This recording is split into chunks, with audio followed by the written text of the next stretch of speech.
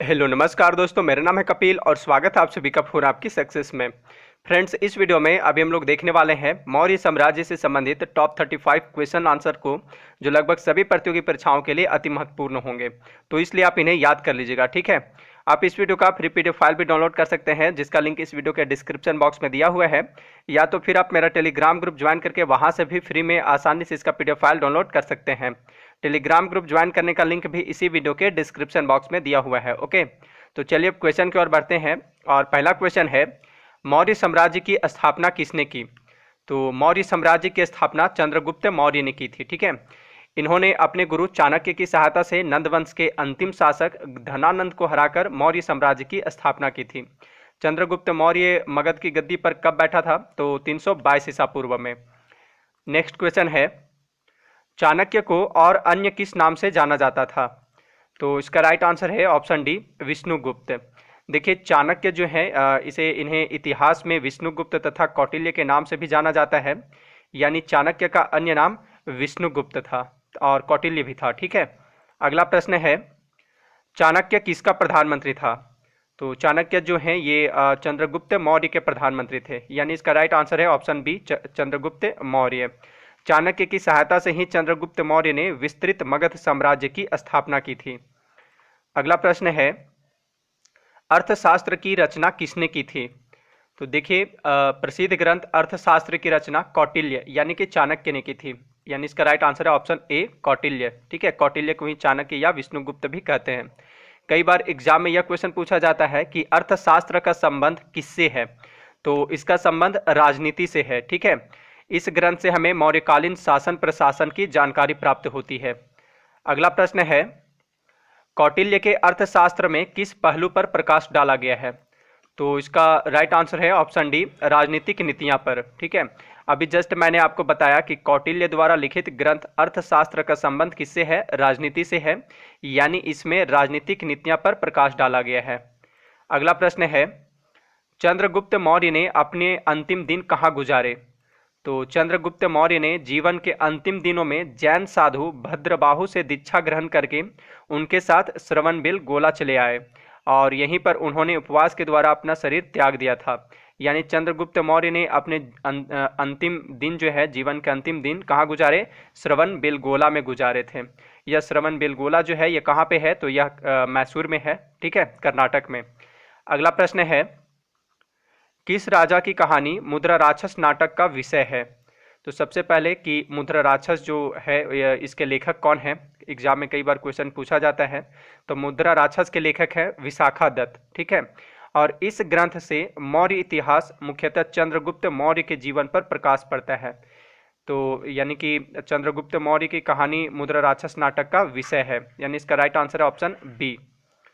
Next question है, प्रसिद्ध यूनानी राजदूत मेगास्थनीज भारत में किसके दरबार में आए थे? तो प्रसिद्ध यूनानी राजदूत मेगास्थनीज जो हैं ये चंद्रगुप्त मौर्य के दरबार में आए थे, ठीक है। चंद्रगुप्त मौर्य के दरबार में ये जो थे मेगास्थनीज किस यूनानी शासक के राजदूत थे? तो सेल्यूकस निकेटर के राजदूत थे। अगला प्रश्न है, इंडिका नामक पुस्तक के लेखक कौन हैं? तो इंडिका नामक पुस्तक के लेखक हैं मेगास्थनीज, ठीक है, जो कि चंद्रगुप्त मौर्य के दरबार में आए थे। इस पुस्तक से इंडिका पुस्तक से हमें मौर्यकालीन समाज एवं प्रशासन के विषय में जानकारी मिलती है। अगला प्रश्न है, बिंदुसार के शासन के दौरान अशांति कहाँ थी? तो बिंदुसार जो कि चंद्रगुप्त मौर्य का उत्तराधिकारी तथा उसका पुत्र था, इसके शासन काल में तक्षशिला में विद्रोह हुआ था, जिसे शांत करने के लिए इसने अपना पुत्र अशोक को यहाँ भेजा था तक्षशिला में। यानी बिंदुसार के शासन काल में कहाँ पे अशांति थी? तक्षशिला में अशांति थी। अगला प्रश्न है, सम्राट अशोक किसका पुत्र था? तो सम्राट अशोक जो थे यह बिंदुसार के पुत्र था, ठीक है, और चंद्रगुप्त मौर्य का पौत्र था। तो आप इसे याद रखिएगा कि सम्राट अशोक बिंदुसार के पुत्र थे। अगला प्रश्न है, मौर्य वंश का अंतिम शासक कौन था? तो मौर्य वंश का अंतिम शासक जो था वह था बृहद्रथ। और बृहद्रथ की हत्या किसने की थी? इसके सेनापति पुष्यमित्र शुंग ने की थी 185 ईसा पूर्व में। और मगध पर एक नए राजवंश की स्थापना की थी इसने। कौन? पुष्यमित्र शुंग ने, जिसे शुंग वंश के नाम से जाना जाता है। अगला प्रश्न है, निम्नलिखित में से वह व्यक्ति कौन है जिसका नाम देवानाम प्रियदर्शी था? तो इसका राइट आंसर है ऑप्शन सी, अशोक। ठीक है, सम्राट अशोक के अभिलेखों में उसे देवानाम प्रियदर्शी तथा राजा की उपाधियों से संबोधित किया गया है। लेकिन मास्की एवं गुर्जरा अभिलेख में सम्राट अशोक का नाम अशोक मिलता है। ठीक है, तो यह भी क्वेश्चन पूछा गया है एग्जाम में कि अशोक के किस अभिलेख में अशोक का नाम अशोक मिलता है? तो वह है मास्की एवं गुर्जरा अभिलेख में। देवानाम प्रियदर्शी का क्या अर्थ है? तो इसका अर्थ है देवताओं का प्रिय। अगला प्रश्न है, निम्नलिखित अभिलेखों में से किसमें अशोक का नामोल्लेख हुआ है?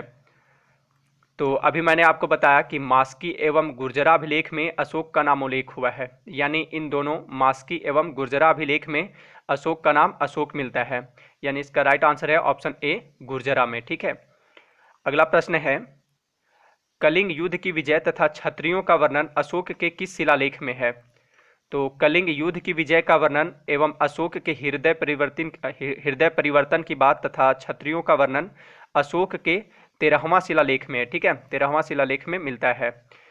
अशोक के 13वें शिलालेख से यह पता चलता है कि इस कलिंग युद्ध में करीब 1 लाख लोग मारे गए और 1.5 लाख लोगों को युद्ध बंदी बना लिया गया।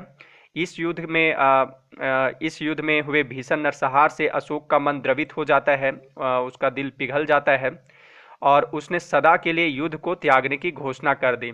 ठीक है, कलिंग युद्ध के बाद सम्राट अशोक ने अपने राज्याभिषेक के 8वें वर्ष लगभग 261 ईसा पूर्व में कलिंग पर आक्रमण किया था। कब? 261 ईसा पूर्व में। यह भी एग्जाम में क्वेश्चन पूछा गया है। और कलिंग की राजधानी तोसली पर इसने अधिकार कर लिया था। ठीक है, अगला प्रश्न है, कलिंग विजय के उपरांत अशोक महान ने निम्नलिखित किस धर्म को अपना लिया था? तो कलिंग युद्ध को जीतने के बाद सम्राट अशोक ने बौद्ध धर्म को अपना लिया था। कलिंग वर्तमान में कहाँ पे है? तो ओडिशा में है। अगला प्रश्न है, किस स्थान के निकट प्रसिद्ध कलिंग युद्ध लड़ा गया था? तो कलिंग युद्ध प्राचीन काल में उड़ीसा राज्य के धौली नामक स्थान के निकट लड़ा गया था। नेक्स्ट क्वेश्चन है, सारनाथ में किस सम्राट का स्तंभ है? तो देखिए, सारनाथ में जो है सम्राट अशोक का स्तंभ है, यानी इसका राइट आंसर है ऑप्शन ए, सम्राट अशोक का। सम्राट अशोक ने जब बौद्ध धर्म अपना लिया उसके बाद उसने धर्म के प्रचार प्रसार के लिए अनेक कार्य किए। भगवान बुद्ध से संबंधित स्थानों पर सम्राट अशोक द्वारा स्तंभ लेख एवं शिलालेख बनवाए गए थे। भारत का राज चिन्ह जो है उसे कहाँ से लिया गया है? तो उसे सारनाथ स्थित सिंह स्तंभ से लिया गया है। ठीक है, कई बार क्वेश्चन पूछा गया एग्जाम में कि भारत का राज चिन्ह कहाँ से लिया गया है? तो सारनाथ स्थित सिंह स्तंभ से लिया गया है। सारनाथ कहाँ पे है? उत्तर प्रदेश में है। और इस सिंह स्तंभ का निर्माण किसने करवाया था? सम्राट अशोक ने ही करवाया था। अगला प्रश्न है, एक बात और कि देखिए सारनाथ में ही भगवान गौतम बुद्ध ने अपना पहला उपदेश दिया था। ठीक है, सारनाथ में। और सर्वाधिक उपदेश गौतम बुद्ध ने कहाँ दिया था? श्रावस्ती में दिया था। तो आप इन्हें भी याद रखिएगा। अगला प्रश्न है, निम्नलिखित में से अशोक का उत्तराधिकारी कौन था? तो पुराणों और बौद्ध ग्रंथ दिव्यावदान के अनुसार अशोक का उत्तराधिकारी कुणाल था। ठीक है, बिंदुसार कौन थे? तो बिंदुसार जो है सो अशोक के पिता थे। और ये राहुल कौन था? तो ये भगवान गौतम बुद्ध के पुत्र थे। अगला प्रश्न है, सांची का स्तूप किस कला व मूर्ति कला का निरूपण करता है? तो सांची का स्तूप जो कि मध्य प्रदेश में है, यह स्तूप बौद्ध कला व मूर्ति कला का निरूपण करता है, यानी इसका राइट आंसर है ऑप्शन बी, बौद्ध कला का। ठीक है, सांची का स्तूप का निर्माण किसने करवाया था? सम्राट अशोक ने करवाया था। अगला प्रश्न है, मौर्य साम्राज्य में प्रचलित मुद्रा का नाम क्या था? तो इसका राइट आंसर है ऑप्शन सी, पन। ठीक है, मौर्य साम्राज्य में प्रचलित मुद्रा का नाम पन था। मौर्य काल में सिक्के जो हैं सोने, चांदी तथा तांबे के बने होते थे। इन सिक्कों को निष्क और सुवर्ण कहा जाता था। नेक्स्ट क्वेश्चन है, प्रसिद्ध सांची स्तंभ किसके समय में बना था? तो इसका राइट आंसर है ऑप्शन सी, अशोक के समय में। प्रसिद्ध सांची का स्तंभ सम्राट अशोक ने बनवाया था। अगला प्रश्न है, अशोक के अभिलेख को सर्वप्रथम किसने पढ़ा? तो देखिए, अशोक के अभिलेख को सर्वप्रथम जेम्स प्रिंसेप ने पढ़ा था। यह जो थे जेम्स प्रिंसेप, ये एक अंग्रेज थे। और कब पढ़ा था? तो 1837 ईस्वी में। ठीक है, 1837 ईस्वी में पढ़ा था अशोक के अभिलेख को सर्वप्रथम किसने? जेम्स प्रिंसेप ने। नेक्स्ट क्वेश्चन है, अशोक ने बौद्ध धर्म के प्रचार के लिए किसको श्रीलंका भेजा था? तो सम्राट अशोक जो था वह किस धर्म का समर्थक था? बौद्ध धर्म का था। उसने बौद्ध धर्म के प्रचार के लिए अनेक भिक्षुओं को नियुक्त किया था। इसी क्रम में उसने अपने पुत्र महेंद्र और अपनी पुत्री संघमित्रा को श्रीलंका में बौद्ध धर्म के प्रचार के लिए भेजा था। यानी इसका राइट आंसर है ऑप्शन डी। ऑप्शन ए और बी दोनों सही है। ठीक है, अगला प्रश्न है, अशोक ने किस बौद्ध साधु से प्रभावित होकर बौद्ध धर्म अपनाया? तो इसका राइट आंसर है ऑप्शन सी, उपगुप्त से। सम्राट अशोक ने उपगुप्त नामक बौद्ध साधु से प्रभावित होकर बौद्ध धर्म अपनाया था। यानी इन्होंने बौद्ध धर्म की दीक्षा किससे ली? उपगुप्त से ली थी। अगला प्रश्न है, कलिंग युद्ध किस वर्ष में हुआ था? तो कलिंग युद्ध यानी सम्राट अशोक ने कलिंग पर आक्रमण कब किया था? तो इसने अपने राज्याभिषेक के 8वें वर्ष, अशोक का राज्याभिषेक कब हुआ था? 269 ईसा पूर्व में हुआ था। यानी कलिंग पर आक्रमण राज्याभिषेक के 8वें वर्ष में किया था, अर्थात 261 ईसा पूर्व में। ठीक है, तो इसका राइट आंसर जो है 261 ईसा पूर्व है। कलिंग का युद्ध जो है, कलिंग का युद्ध विजय का उल्लेख अशोक के किस शिलालेख में मिलता है? तो 13वें शिलालेख में मिलता है। नेक्स्ट क्वेश्चन है, मौर्य काल के दौरान शिक्षा का सबसे प्रसिद्ध केंद्र निम्न में से कौन सा था? तो मौर्य काल में शिक्षा का सबसे प्रसिद्ध केंद्र तक्षशिला था। तक्षशिला विश्वविद्यालय में देश विदेश के छात्र पढ़ने आते थे। तक्षशिला जो है यह वर्तमान में कहाँ है? तो पाकिस्तान में है।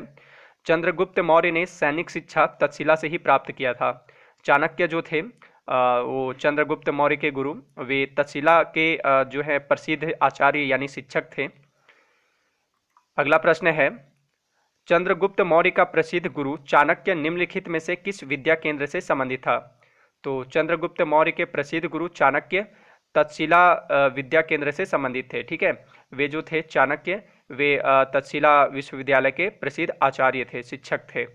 अगला प्रश्न है, मौर्य वंश के शासन के दौरान स्थानिक कौन था?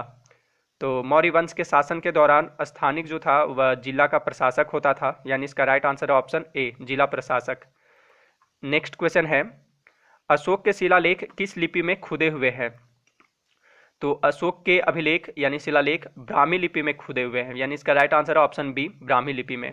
वैसे तो अशोक के शिलालेखों में ब्राह्मी लिपि के अलावा खरोष्ठी, ग्रीक एवं अरमाइक लिपि का भी प्रयोग हुआ है। ग्रीक एवं अरमाइक लिपि का अभिलेख कहाँ से प्राप्त हुआ है? अफगानिस्तान से हुआ है। और खरोष्ठी लिपि का अभिलेख उत्तर पश्चिम पाकिस्तान से प्राप्त हुआ है।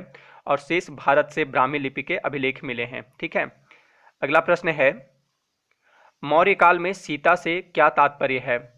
तो मौर्य काल में सीता जो है यह राजकीय भूमि यानी सरकारी भूमि से प्राप्त आय को कहा जाता था। यानी इसका right answer option C, Sita से राजकीय भूमि से प्राप्त आय है। ठीक है, सीता से क्या तात्पर्य है? राजकीय भूमि से प्राप्त आय।